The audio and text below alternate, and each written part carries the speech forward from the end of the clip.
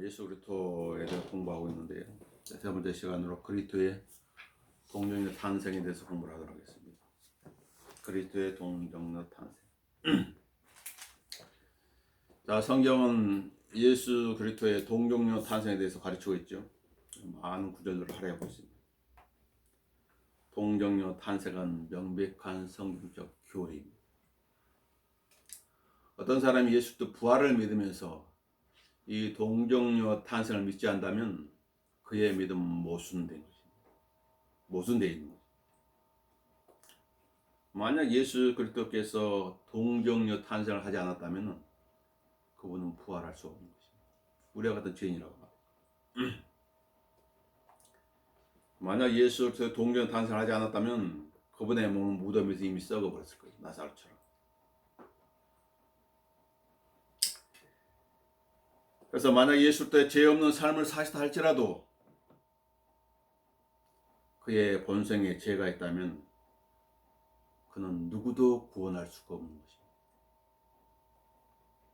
아무도 구원할 수 없어요. 아무리 깨끗한 삶, 의로운 삶을 살았다 할지라도 그 자신의 죄성이 있다면 구원자가 될 수가 없는 것입니다. 그만큼 중요한 것이에요. 그래서 고린도서 15장 17절에 만일 그리스도께서 일으키지 못하셨다면 너희 믿음도 헛되고 너희가 여전히 너희 죄들 가운데 있는 것이라. 이 말은 뭐 예수님께 동정녀 탄생을 하지 않았다면 그건 부활하지 못한다고 말해요. 그럼 우리의 죄가 용서됐다고 그 한 그런 말들은 다 거짓말이라고 말이죠.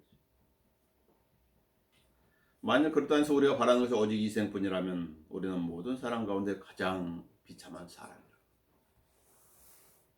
신천지에서는 육신을 입고 이 땅에 죽지 않는다고 가르치죠. 육체로 여기서 영생한다고.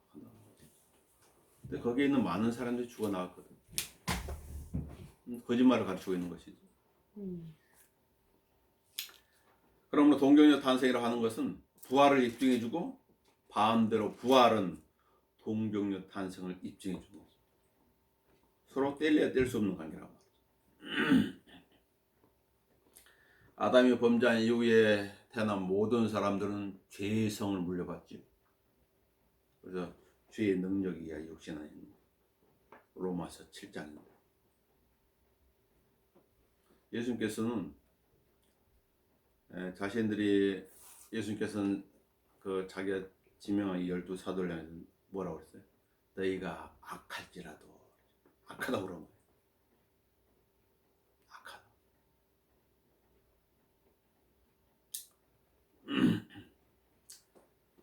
그 시편 51편 5절에 다윗이 이렇게 고백했죠. 보소서 내가 죄악 중에 조성되었고 죄 중에서 내 어머니가 나를 배웠나이다. 이 참회의 시잖아요. 밧세바하고 간음하고 그 일을 무마시키기 위해서 계획적 살인을 저질러 놨어.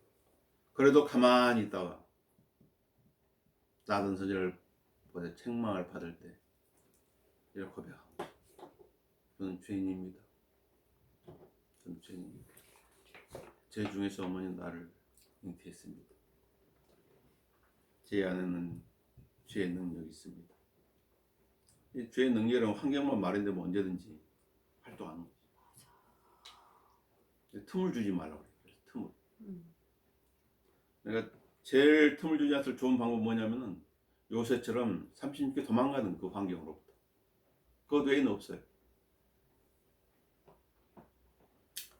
로마서 5장 12절에 이런 연유로 한 사람에 의하여 죄가 세상으로 들어오고 아담의 불순종.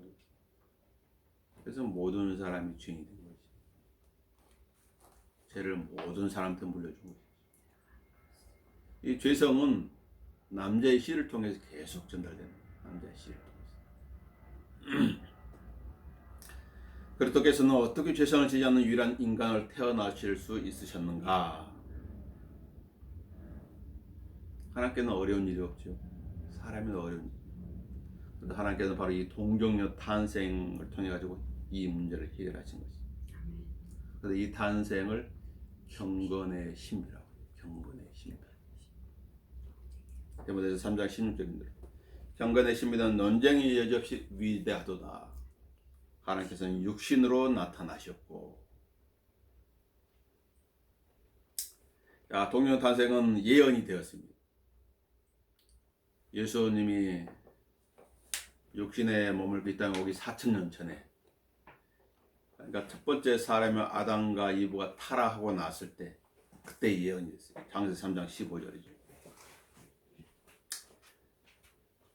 그래서 거기엔 여자의 씨를 언급하고 있죠.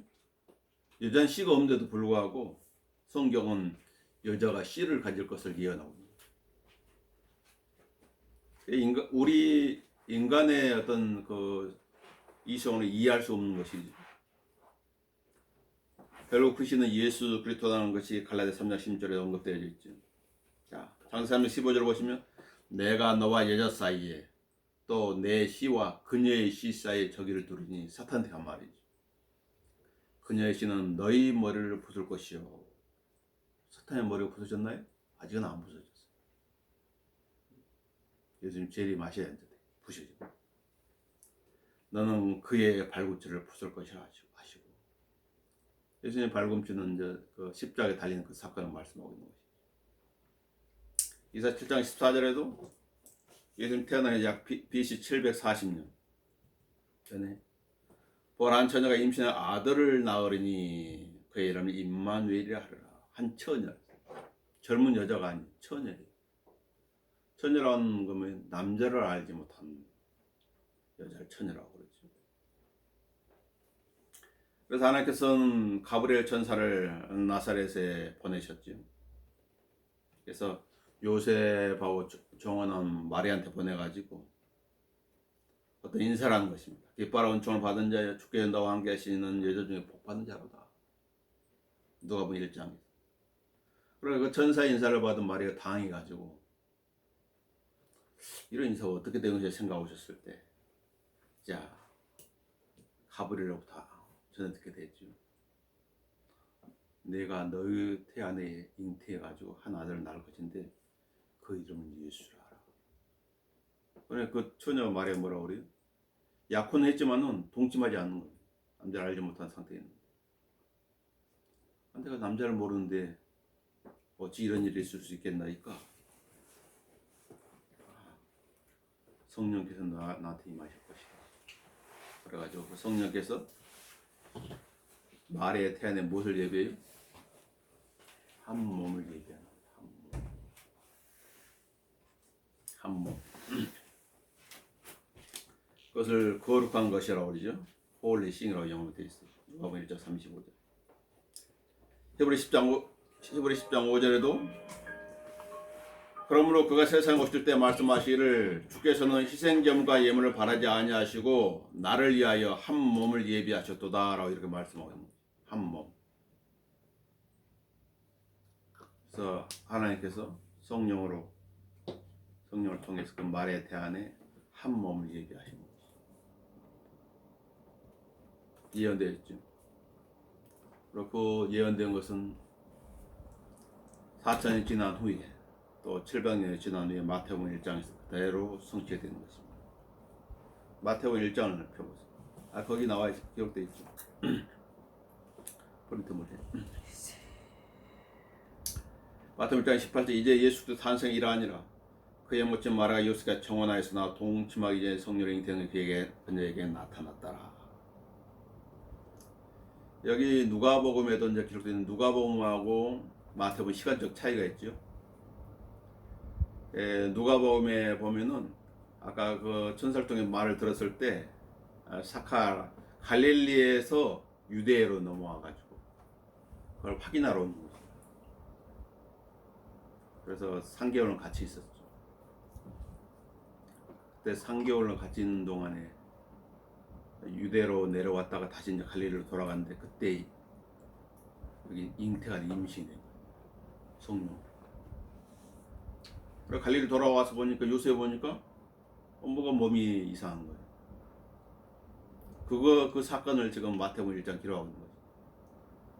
성령의 잉태가 나타났더라. 그녀의 남편 요셉은 의로운 사람이라 그녀를 공개적인 번호로 만들지 않고 은밀히 단죄로 작정하다. 아니 뭐야, 나하고 약혼인데 임신을 했네? 아, 내가 공개적으로 말을 하면은 마리아가 이제 돌에 맞아 죽게 되니까 은밀히 그래 단죄를 하려고 한 거지. 파혼을 하려고 한 거지. 그때 하나님께서 한 천사를 보내고 말씀하시죠. 너 다윗의 아들 요셉아, 마리아를 내 아내로 삼는 것을 이를 두려워하지 말라. 그녀에게 잉태된 아기는 성녀로 된 것이라. 부정한 방법을 통해서 임신한 것이 아니라고 말이야. 그녀가 한 아들 낳으리니 너는 그의 이름을 예수라 하라. 이는 그가 자기 백성을 그들의 죄들에서 구원할 것이기 때문이라고 하니라. 이제 이 모든 일이 이루어진 것은 선지자가 주에 관한 말을 이루려 함이니 말씀하시기를. 이사야서 7장 14절을 인용하는 것이죠. 보라, 천자가 잉태에 한 아들 낳으리니 그의 이름을 임마누엘이라 하려 하셨으니, 이를 해석하면 우리와 함께 하시는 하나님이라. 요셉한테는 꿈을 통해서 말씀하는 것이지. 그 요셉이 잠에서 깨어 일어나 주의 천사 그에게 분부한 대로 행하여 그녀를 자기 아내로 삼았고, 그녀가 첫 아들을 낳기까지 그녀를 알지 아니하였다가 나으니 그가 그 이름을 예수라 하더라. 첫 아들. 동치만 않았다고 말이지. 요셉도 처음에는 바리새인들처럼 음행을 통하여 마리아가 임신한 것이 아니라 생각을 했었어. 주님께서는 마리아를 가볍게 여기고 그를 돌봐주고, 처녀가 아기를 갖게 된 것으로 인해서 율법으로 인해서 그 아기를 갖게 되어 가지고 그 율법의 적용으로부터 그녀를 보호해 주도록 이렇게 말해 주는 것이. 레기 10장 10절인데, 레기 10장 10절에 가면 요셉은 마리아를 죽음에 내어줄 수 있었던 거죠. 레기 10장 10절에 이렇게 말하죠. 다른 사람의 아내가 간음하는 자, 즉 자기 이웃의 아내가 간음하는 자는 그 간음한 자와 그 간음한 여자를 반드시 죽일지니라. 요한복음 8장에 보면 한 간음한 여인이 끌려 나오지. 그러면서 유대인들이 예수님한테 율법에 이런 일을 돌로 죽이라고 그랬는데 당신은 어떻게 하겠나 그렇게 말하죠. 율법은 그런 거예요. 죄에 대해서는 단호한 거죠. 하나님의 관여하심이 있어가지고 요셉이 그 마리아 파혼하지 않고 그녀를 자기 아내로 맞아들여 약혼하는 관계에서 아내를 맞아들였다. 자, 동료탄생의 목적은 무엇일까? 이제 이게 중요하지. 왜 하나님께서는 자신의 아들 예수 그리스도를 동정녀 탄생을 통해서 이 땅에 보내신 것인가? 목적입니다.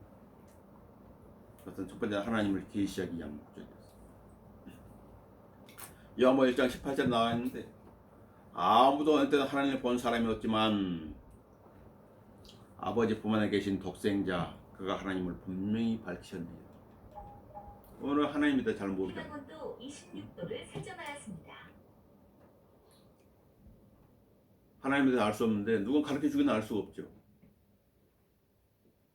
마찬가지로 누가 복음을 전해주지 않으면 알 수가 없는 거예요. 그것도 똑같은 거예요.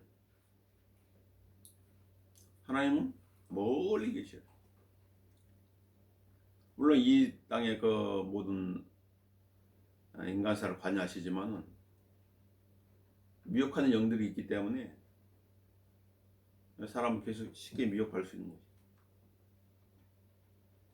그래서 독생자를 보내셔가지고 하나님을 계시하기 위해서 동료 탄생을 하셨다고 말이에요. 예수께서 친히 이렇게 말씀하셨어요. 또. 내 아버지께 모든 걸 내게 주셨으니 아버지 외에는 누가 아들인지 아무도 모르며 또 아들과 아들이 아버지를 계시하고자 하는 자 외에는 누가 아버지인지 아무도 모르나이다. 누가복음 10장 22절에. 첫 번째 목적이 하나님을 계시하기 위해서 보내셨다. 두 번째는 인간을 구원하기 위함이다. 중보자예요. 중보자. 중보자라는 건 뭐예요? 깨끗해야 돼요. 죄가 없어야 돼요. 이 세상에 있는 모든 종교의 창시자들, 마호메트나 뭐 석가모니나 그다음에 공자나 이런 사람들이 죄인들의 손 잡아줄 수 있어요. 자기도 죄인이니까. 하나님 손 잡을 수가 없는 거예요. 더러우니까요. 인간이 얻는 더러운 권리가 갖다 버려요. 죄인들을 위로해주고 다독거려주고 어떤 힘도 주고 그럴 수 있지만 정작 그들의 죄 문제를 해결할 수 없는 거예요. 그도 죄인이기 때문이지. 그래서 그들의 무덤들 그대로 있는 거예요. 무덤들. 예수 그리스도의 무덤 많이 없는 거예요. 빈 무덤인 거지. 확인해 봐야 돼. 자기가 무엇을 믿고 있는지 확인하고 믿어야지. 무조건 믿으면 되겠냐고 말이지. 자기가 믿는 데서 자기를 구원해 줄 수 있는 내 죄의 문제를 해결해 줄 수 있는지, 지옥의 문제를 해결해 줄 수 있는지, 마귀와 그의 천사들을 위해서 만들 그 저주의 장소로부터 건져들 수 있는지 확인하면서 믿어야 될 거 아니에요. 그게 지혜로운 사람이죠. 예수님께서 동료 탄생한 목적은 인간을 구원하기 위한 것이었는데 디모전서 2장 5절에 이제 하나님은 한 분이시요 하나님과 사람 사이의 중보자도 한 분이시니 곧 사람이신 그리스도 예수시라. 마리아는 중보자 될 수 없어요. 석가모니도 중보자 될 수 없어요. 마호메트도 공자도 그 위에 그 어떠한 성인이라 할지라도 중보자 될 수 없는 거죠. 왜냐하면은 그들도 우리와 똑같이 죄인으로서 태어나가지고 죄인으로 살다가 죽어서 무덤에 묻혔기 때문에 그들의 무덤에 뼈가 있죠. 누가복음 12장 10절에 인자가 온 것은 잃어버린 자를 찾고 또 구원하려는 것이라고 이렇게 말씀하고 있죠. 예수님은 우리의 죄들을 위한 화목제물이 되시게 오신 거지. 그분은 자신의 죽음을 통해 가지고 죽음의 세력을 가진 마귀를 멸망시켰죠. 하나님의 방법이 죽음을 통해서 죽음의 세력을 가진 자를 멸망시킨다. 그래서 이 역설적인데 살고자 하면 죽고 죽고자 하면 살리라 그랬잖아요. 바울은 이렇게 고백했죠. 나는 날마다 죽노라. 그게 무슨 의미예요? 육신에 얻은 정욕, 안목이 생의 자랑을 죽이는 거예요. 그리 하나님 드러납니다. 하나님 사이.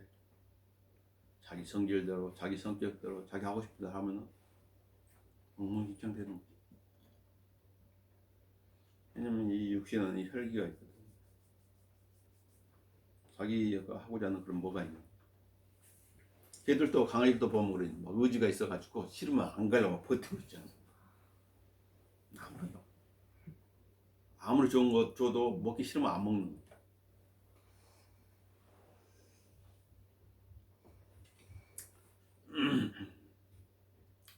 인간을 구원하기 위해서 동료는 탄생하셨다. 그래서 저는 모든 피조물들을 구원하기 위한 목적이었다. 인간뿐만 아니라 모든 피조물. 하나님 성령께서도 신음하시고 믿는 사람들도 신음하고 있죠. 우리들 신음하고 예수님 빨리 오시고.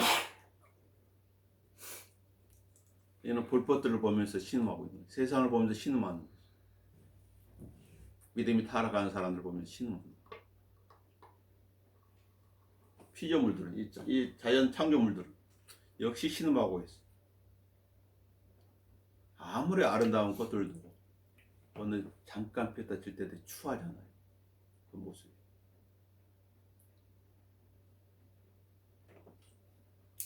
로마서 8장 19절에 보면 피조물이 간절한 기대를 가지고 하나님의 아들들이 나타나고 기다리고 있으니 피조물이 험한 데 굴복하는 것은 자의가 아니요 오직 소망 가운데 그들을 굴복케 하시는 그분 때문이에요.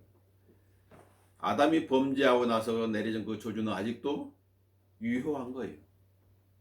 죄성은 사망에 죽어나가잖아요. 믿는 사람도 죽는 것이요. 안 믿는 사람도 죽는 것이요. 죽고 난 이후에 가야 될 것이 다르지. 그 대신 하나님의 아들이 나타나서 간절히 기다리고 있다. 피조물들. 개라든지 자기는 뭐 여우라든지 곰이라든지 뭐 초식동물들이라든지 육식동물이라든지 예수님이 제 이름 소망하는 거예요. 21절에 로마 8장 21절 피조물 자체도 그 썩어짐의 속박으로부터 해방되어 이제 주님 오시면 썩어지지 않는다고 말이지. 하나님의 자녀의 영광스러운 자유에 이를 것이기 때문이라. 영광스러운 자유. 모든 창조물이 이제까지 함께 신음하며 고통받는 것을 우리가 아노니. 그린피스 운동이 이거잖아요. 자연을 회복하는, 자연을 보호하자. 주님이 오셔야 모든 게 회복되는 거예요. 그들뿐만 아니라 성령의 첫 열매를 가진 우리까지 속으로 신음하며 양자되는 것, 곧 우리의 몸의 구속을 기다리고 있느니라. 이 몸이 이런 원치 않는 그런 행할 때 신만. 바울 그럴 때 오호라 나는 비참한 사람이라도 사도 바울 예수님을 따른 하나님의 종 신약성경에 14권을 기록한 분이 오호라 나는 비참한 사람이라도 누가 이 사망의 몸에서 나를 구원할 것인가? 그 답은 예수. 우리도 그렇죠. 때로는 하나님의 뜻과 상치되는 그런 어떤 생각이나 행동들을 할 때 비참한 사람이고 그러니까 하나님의 말씀을 알면 알수록 더 그런 것을 알게 됩니다. 자기가 얼만큼 추하다는 것을.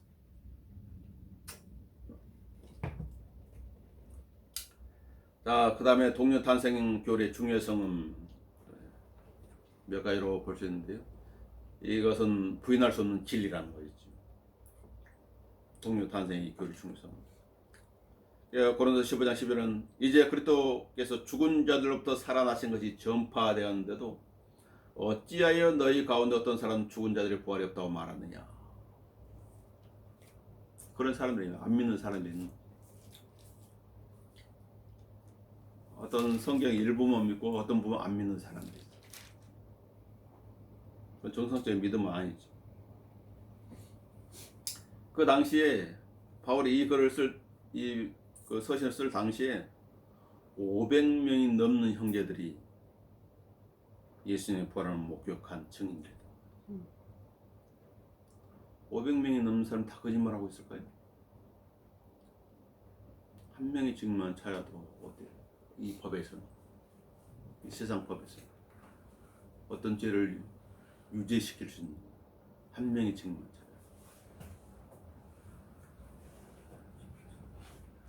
찾아요. 동유탄생 교리의 중요성 두 번째는 변화할 수 없는 진리라고 말하지.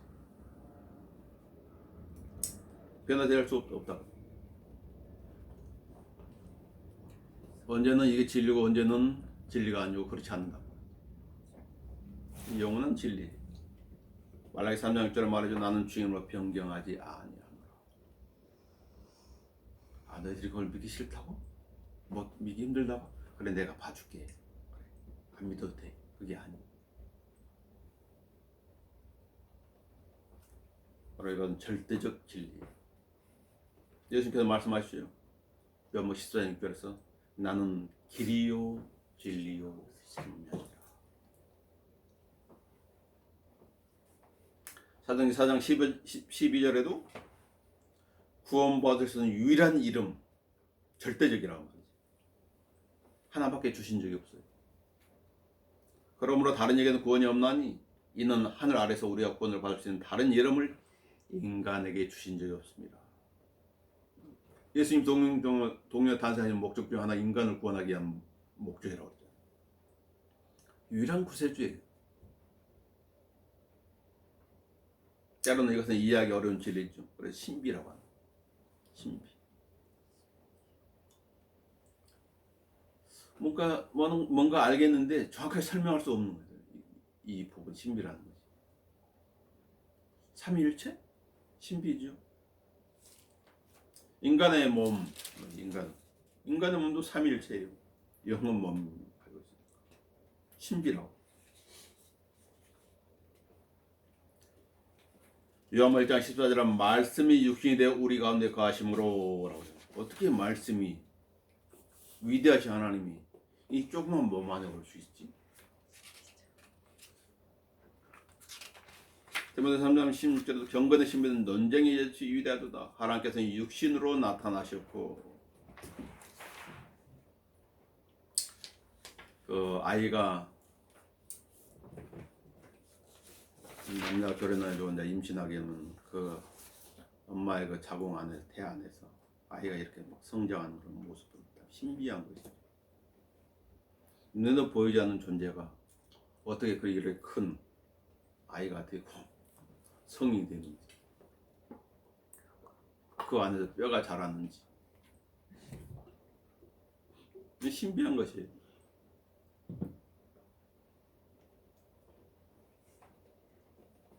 이것은 무조건적인 진리,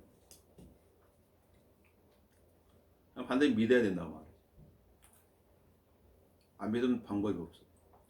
로마 10장 9절에는 내가 내 입으로 주 예수를 시인하고, 주 예수님, 주가 하나님이에요.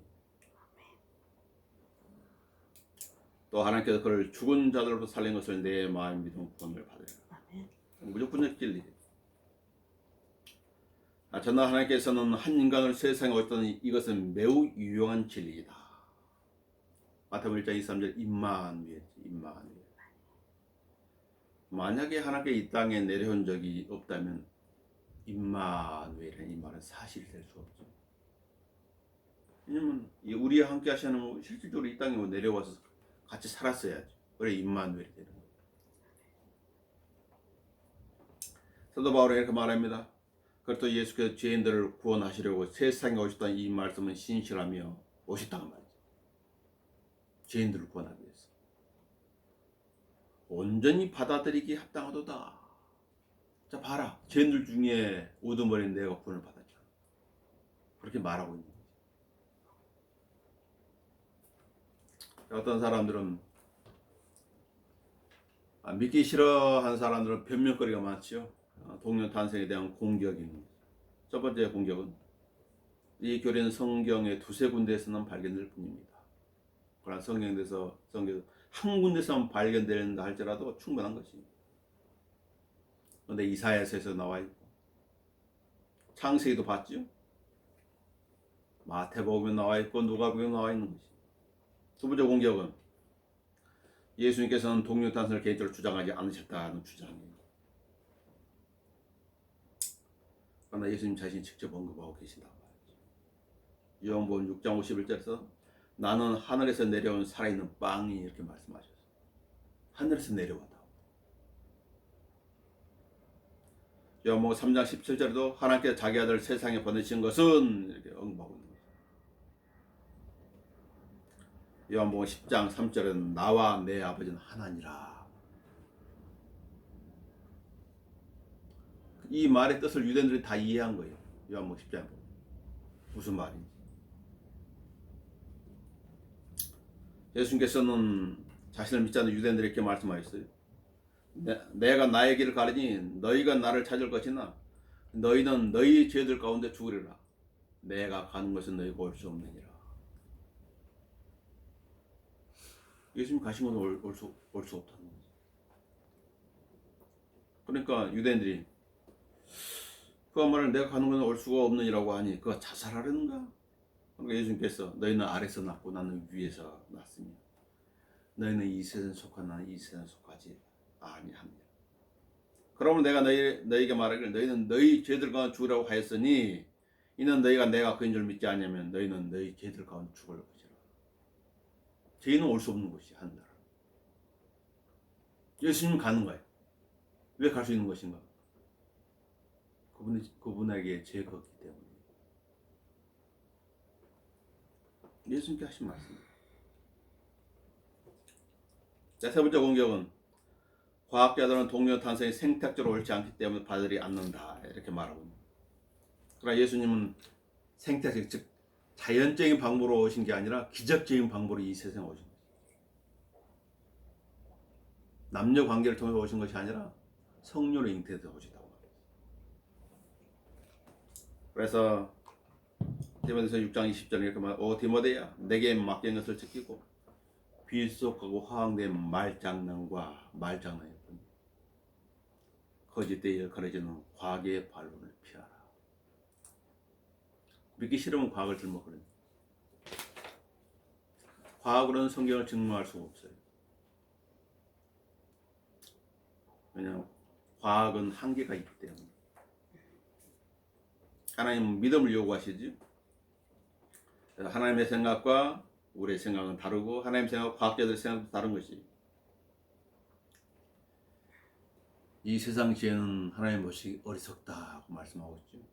고린도서 3장 19절에서. 그래도 주께서는 현명한 자들 자기들 꾀에 빠지게 하시는 거예요.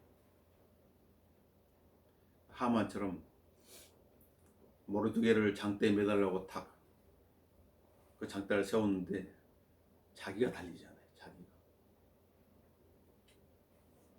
예, 하나님 믿기 싫어하는 사람들의 어떤 이런 사람들 마찬가지예요. 시편 94편 11절 주께서는 사람의 생각을 아시나니 그것들은 허무하다. 이 세상을 벗어나지 못하는 그들의 생각. 자연 본성에 속한 사람들은 하나님의 영의 일들을 알 수 없는 거죠. 영적인 사람의 일을 할 수 있는 것이죠. 자, 네 번째 공격은 어떤 사람들은 그것이 이적적이기 때문에 부인한다. 모든 생명은 이적적이고 경이로우며 신비롭다고 말이죠. 전도서 11장 5절에 그걸 말씀하죠. 영의 길이 어떤 것인지, 영의 길. 아이를 뵌 여인의 태에서 뼈들이 어떻게 자랐는지 내가 알지 못한 같이. 어떻게 알 수 있겠어요? 만물을 지신 하나님의 일을 내가 알지 못하는 것. 그야말로 인간이라고 하는 것은 그냥 근시안적인데 그 근시안적인 그런 지각을 가지고 어떻게 하나님의 그 모든 깊은 뜻들을 이해할 수가 있겠어요? 그래서 시편 기자는 이렇게 말하죠. 내가 주를 찬양하려니 이는 내가 놀랍고도 경이롭게 지어졌음이니이다. 주의 지심이 기이함을 내 영혼이 잘 아나이다. 찬양을 하는 거죠. 그 방법밖에 없는 거죠. 우주에서 일하는 일들을 말하는 뭐 어떻게 할 수가 있겠어요? 새벽별들이 어떻게 노래서 하나님의 아들 모두 기뻐 소리쳤느냐. 욥기 38장 7절에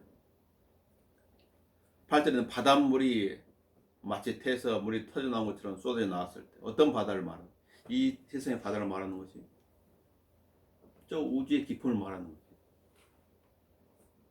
누가 바다를 문들러 막았더니 언제 내가 구름을 바다의 여복을 만들고 짙은 흑암을 거슬러 포대기를 만들었으며 구름으로. 어떻게 해서 바닷물은 육지를 덮치지 못하는 것인가? 그러니까 어떤 법칙들로 만들어놨지. 내가 여기까지 오나 더 이상 가지 못하리니 경계를 정해놨어. 다섯 번째 공격이 현대 신학자들은 예수를 통해 동정에 타는 교리를 사실로 받아들이지 않는다. 그렇다고 해서 그 교리가 진리라는 사실이 변경되지는 않아요. 동정의 탄생은 성경이 가르치는 진리. 우리는 자유민주국가지.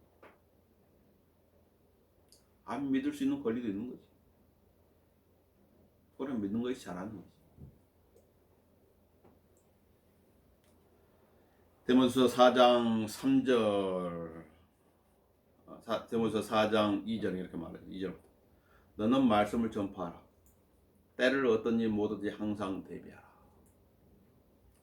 모든 오래 참음과 교류를 견적하고 책망하며 공부하라.